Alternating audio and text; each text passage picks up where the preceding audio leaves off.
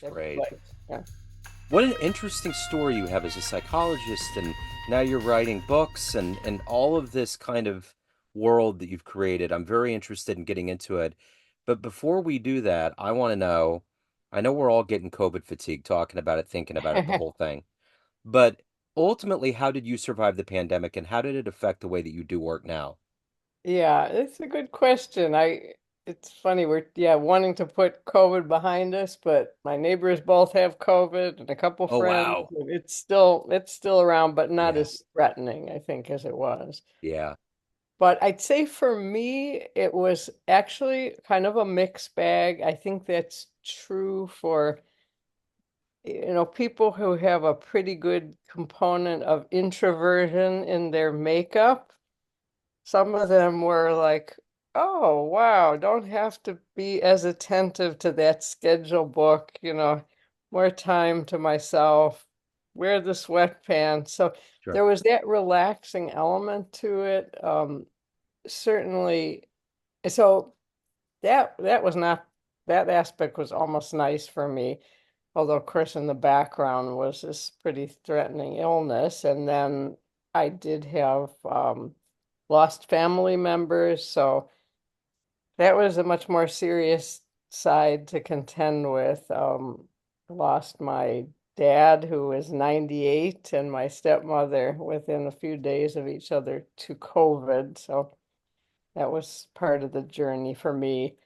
But the other thing that I would say is that for people doing psychotherapy, it changed our lives dramatically Yeah. because I think the initial response from many people, myself included, was this will never work. Seeing people on a screen, therapy needs to be in person. It's a terrible thing to have to do to people. Um, and I remember thinking, well, maybe some of the people I've known for a long time, can make that transition, but there'll never be a new person who comes to you and wants to meet you on the screen. That was the world's most inaccurate prediction. Yep. It actually went quite the other way. Like it seemed to be that lots of people who wouldn't come into an office started seeking therapy, maybe feeling safer, um, being at home, being on their own sofa or so actually therapists got incredibly busy and that has not changed. I think what people are struggling with now, or maybe should be struggling with, is how much do you maintain that virtual practice when you have the option to see people now again in person. A lot of people have really shifted into more virtual or exclusively virtual. For me, it's half and half now. My office up and running, but still see people. And I've seen some people since COVID who I've never met in person, which is weird. Yeah. But yeah, Yeah. but they don't really want to change it. So, Yeah. It is amazing how technology changed everything. So let's get to the heart and soul of what you do on a daily basis. And to do that, I want to put you in okay. front of a bunch of grade school kids at career day. Let's say third graders. Oh, One of the what kids is grade? third grade. Third grade. Okay. So one of the kids is curious and says, "Hey, what do you do for a living?" How do you answer them? Okay. Well, maybe I would say something about language, about words, that I like to interact with people with language. So I have two different ways of doing that I enjoy, different from each other, but a little bit related as well. And one is writing stories or writing ideas that other people might read, and then we could have a discussion about it. And so that's something kids would connect with, I think, pretty easily. The other part of my work is sitting down and talking with people who have some things that they're worried about. They're trying to feel better. They're trying to understand more about why they're feeling maybe confused or upset. And I'm trying to be a little bit of a guide, like helping them find their way through a space that feels, like Halloween, dark and scary and with some monsters there. So So, what did you want to be in the third grade? What was your dream? I once found a little paper that I had written about that. And I seemed to want to be about 20 things. I had some idea of being a female Picasso, which there's Yeah, probably one artist. But also I think I had a nurse in there and, a range of things. I do remember getting interested in language, expression through language, maybe around the fourth grade, but in the third grade, maybe not, yeah, maybe I like to make things out of clay a great deal, so I was probably thinking a little bit about art. yeah. So talk to me about the foundational seeds. Take me back to where you were born and raised. What were the seeds that were planted that eventually turned into you getting into your profession of helping people, through their mental challenges and all of those things? And also writing. How did all of that kind of evolve into who you are today? Yeah, okay, boy, that's a big question, but I mean, definitely, I'd say a combination of stresses and then attributes, just things that made me feel good, um, sometimes in a stressful situation. So I had a parent with a severe mental illness, and that created a lot of stress, distress in the family. And I think for me, was a fairly introverted, but kind of maybe independent-minded kid. So when I would find ways to, it was, I think making things gave me a lot of pleasure. So maybe initially it was making something physical out of clay, but at a certain point, I think with help from a teacher, actually, I had this light bulb experience that you could make something out of words. So it was almost like a word, sculpture, a word creation that which felt really wonderful, kind of powerful. And then, of course, if you're lucky, you get some encouraging feedback. Again, for me, it was usually teachers that give you a feeling like I can do this. I'm making something interesting here. So, um, and then the therapist side, certainly, growing out of those family experiences, um, I sometimes do think that doing therapy and writing fiction, I've written a lot of nonfiction, but especially the fiction, have an overlap around the idea of character, because when you're working with people, everyone's a character and everyone's quite interesting in a variety of ways as far as, how their character is constructed and operates in the world. So you're constantly immersed with character and then if you write fiction,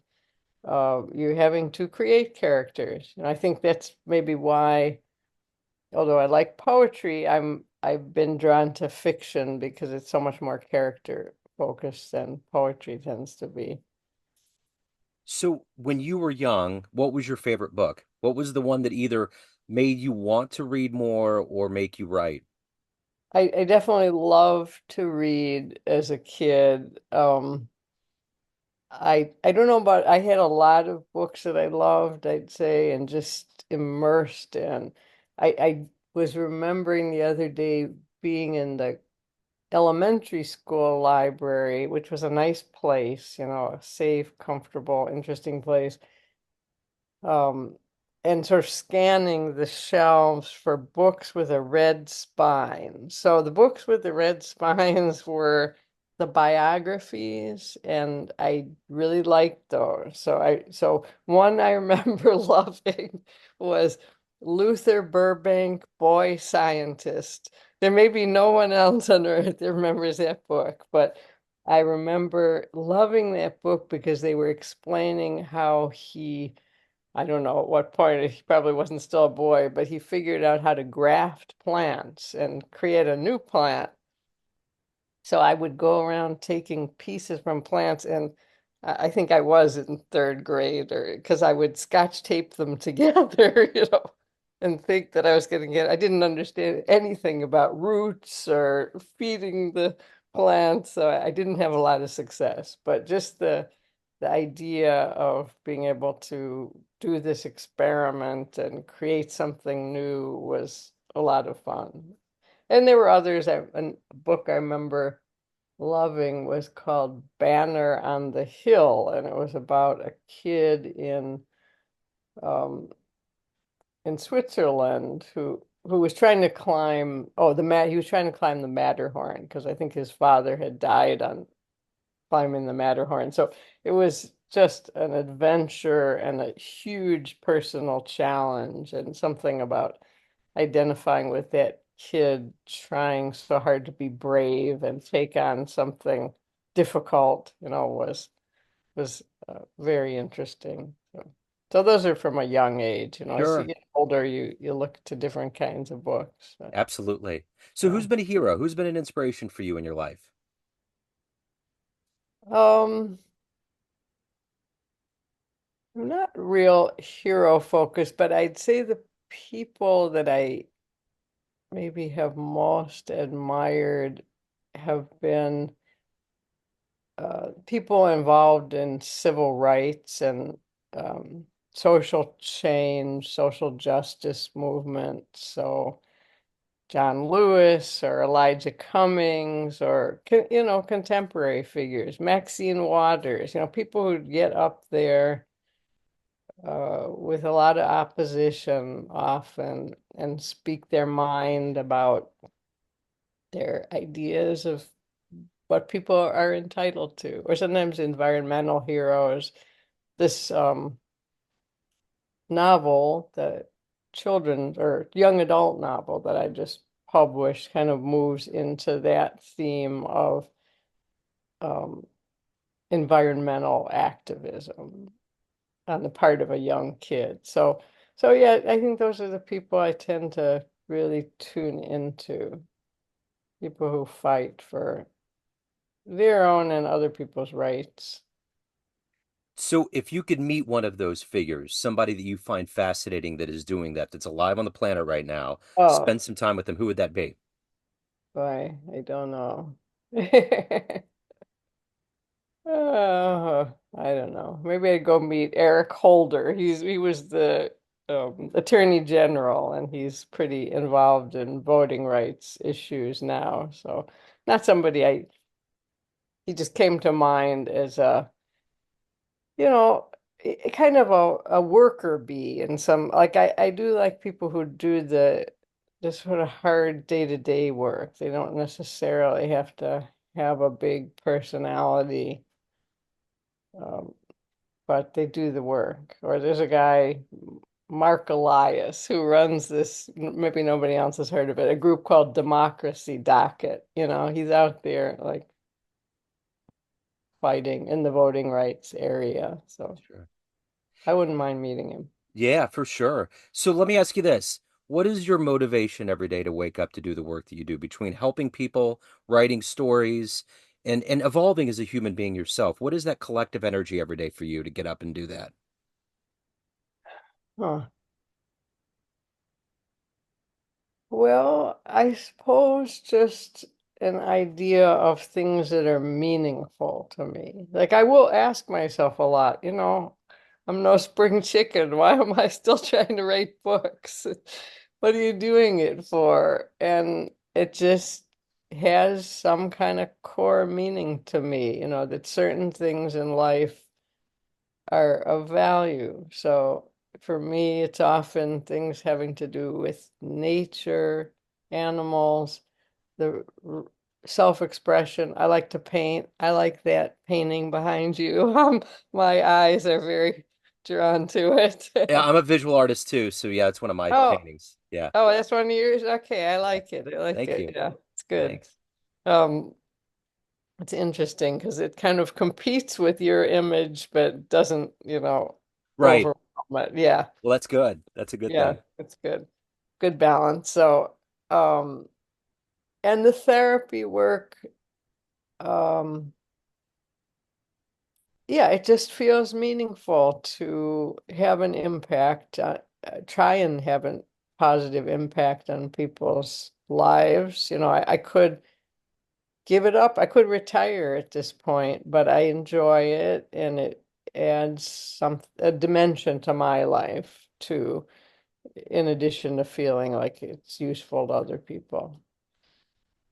So, what's the I'm not that good at relaxing, I'd say. I know, me too. I know the feeling. I'm restless. I'm always Yeah. trying to catch my shadow, and I haven't done it yet.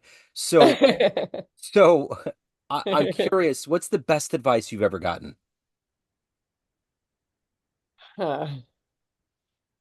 Well, my dad was pretty good with advice, and I'd say I can't think of a particular thing because I'd say his advice kind of tugged in two different directions, and maybe there was some tension in him around these things.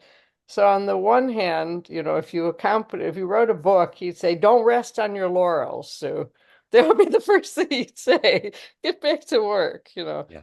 But then there would be other times, that he would kind of say, "Okay, just chill, trust the whatever. If you got a medical problem, trust the doctor," or because he was a doctor, so he liked that idea. But but I think he was pretty good with balance of work, make an effort, but don't don't overstress. Find that middle ground. So let's say you have a dream tonight. You run into the 18-year-old version of you.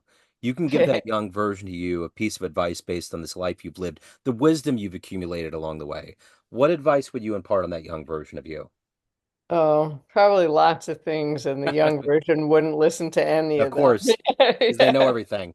Yeah. Or they don't. I mean, I suppose I would say, just to try and have confidence in yourself. You're gonna get there to get some good places. Keep putting one foot in front of the other. And yeah, have confidence in your own dreams. Again, I don't know if the 18-year-old would listen, but I am a kind of, this isn't maybe my 18-year-old version, but I am a big advocate of putting one foot in front of the other. Like there's times in life, like getting a doctoral degree, there's so many steps to take. And if you sit back and just look at the whole road, you're gonna do nothing because you just be overwhelmed. So just do what you can do today. Check that off. Or writing a book, write a paragraph, write a sentence. Don't worry about the whole book. Because you can defeat yourself with the big picture. So, I mean, you have to pay some attention at times to the big picture, but I think people often defeat themselves with the big picture feeling just too big in Yeah. different areas, whether it's schooling or um, all kinds of things. So, of everything that you've done and accomplished up at this point in your life, what are you the proudest of?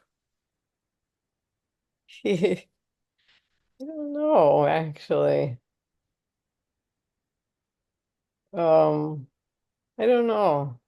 I was thinking maybe some land preservation work or commitment.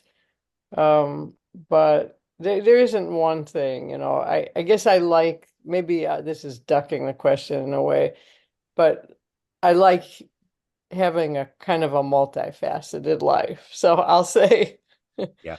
proud of the tapestry that has different colors in it. So, Susan, everyone has a perception of you. Family, friends, patients, readers, clients, Eh, colleagues, everyone that knows you. But you Sure. run the show. What's your perception of you? Who do you think you are?